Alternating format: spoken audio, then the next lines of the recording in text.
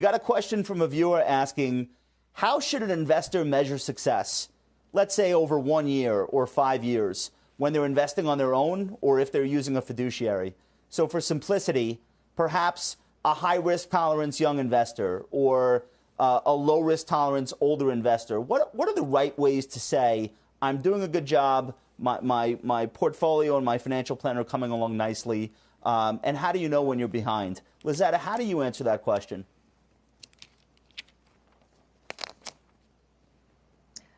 Particularly now, the nice thing with my clients, I'm able to say, look, see how your financial plan is at work for you in good times and in bad times. So does it pass the test of your financial plan as you're working with this financial planner over years?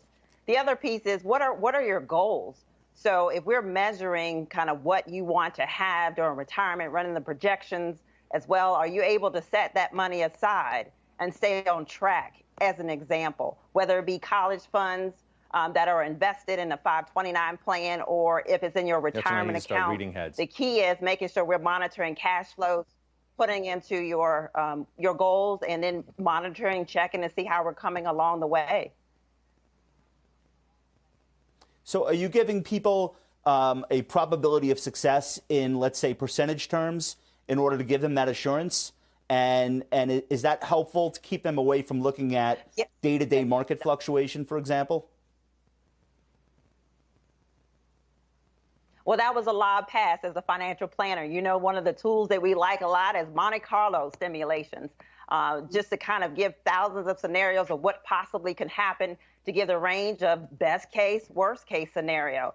And that's what the beauty of technology will do for you if you understand what's behind these numbers and be able to articulate what this means to you as an everyday person. So yes, I use those tools. They're very common for financial planners, and we study the thinking, the thought leadership behind the tools that we use and be able to explain that to clients so they feel empowered as well with their own money. Carolyn, how do you help people gauge how well you're doing for them as their fiduciary? What are some of the signposts along the way that you can point to and say to someone, this is going well, and here's how we know? Well, the number one thing we do for our clients every year is we review how much money they're actually spending, because the biggest predictor of whether you're going to run out of money is how much you're spending. It's not going to be your investment return. And so making certain that people are spending what they think they're spending. And then we do projections based on how much they have at that moment and how much they're spending, what it looks like in the future. And what's been really fun this time, well, if anything's fun this time around going around in this crazy world, is that we're doing projections now for clients in retirement. And even given the whole market upheaval, we're able to show them that, hey, we've already baked market upheavals into your portfolio and you're still doing fine. And we're encouraging them to keep spending. It's people who have the money that are going to rescue the economy. And so people who are doing fine need to unfreeze. And we show them that they can do that. And I think you can't get any more successful than that, knowing that you can keep living the life that you've been living.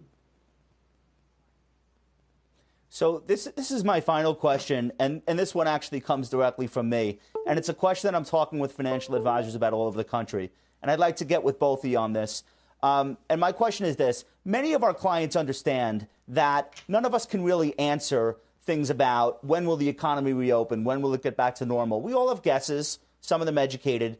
But I think why clients ask that question is because they're looking for assurance and encouragement from their financial advisors, not necessarily black and white answers to the unknowable. So I want to ask you guys, and we'll start with you, Lazetta, what is the encouragement? What is the thing that you're saying to people that you find turns around some of the conversations that maybe begin with a little bit of worry?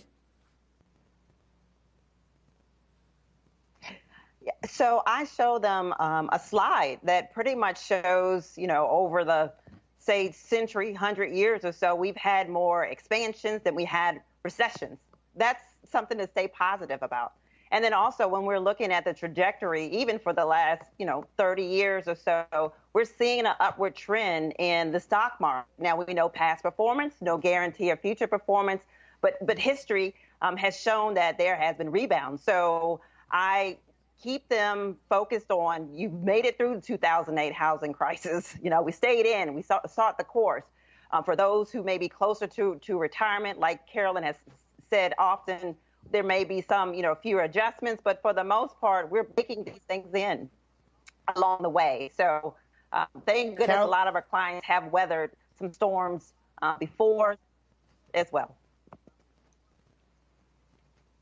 And Carolyn, how would you answer that? How would you answer that conundrum that we're all facing right now? How do you make people feel better?